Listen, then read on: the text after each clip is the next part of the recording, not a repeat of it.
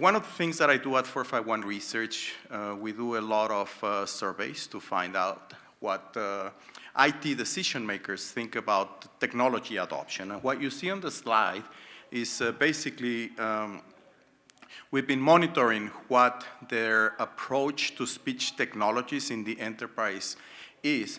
What I can tell you right now, you can see that speech technologies is right up there among the 3 top places in terms of what early adopters are thinking. This is from our digital transformation survey. So we basically asked them, in terms of your digital transformation initiatives, what are the technologies that are looking at? What are the technologies that you think will have a substantial impact in your initiatives?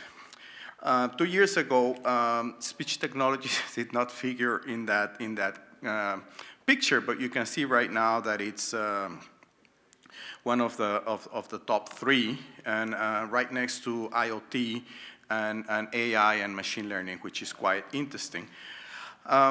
One thing that I've covered in my research, if you look at how speech technologies has evolved from the consumer segment and then compared to the enterprise, there's a wide adoption in the consumer. A lot of that has to do with adoption of devices. So we all like our Google Home, and we love getting our weather report from Alexa in the morning and so on. That's not the case for the enterprise.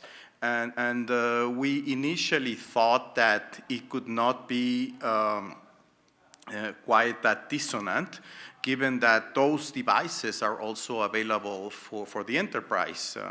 The laptops that we use and smartphones that we may use for work and also for personal use, they all have speech recognition capabilities, and they have Siri and Alexa and so on. But we have noticed a dissonance and a lag in terms of adoption in the enterprise. One exception, though, is in some very narrowly defined use cases that are dependent on technologies that are speech-driven. So you may see some use cases in manufacturing, for example, with smart glasses. And there's also, this year at Enterprise Connect in particular, I noticed many of the new desk phones and meeting room equipment, they have speech-enabled capabilities. So there is a certain influence in terms of the devices. However, as you know, some of these devices are quite expensive.